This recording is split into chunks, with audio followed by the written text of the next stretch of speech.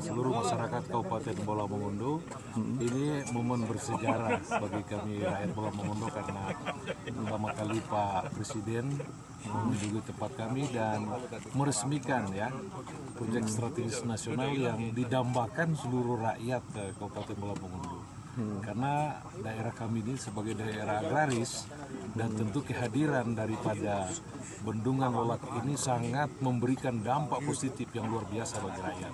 Di seluruh penjuru ya, masyarakat menyampaikan rasa syukur dan terima kasih kepada Bapak Presiden yang telah membangun bendungan ini, dan ini merupakan langkah maju yang luar biasa karena akan memberikan kesejahteraan bagi seluruh rakyat, terutama di bidang sektor pertanian, penyediaan pangan, dan terutama ketahanan pangan.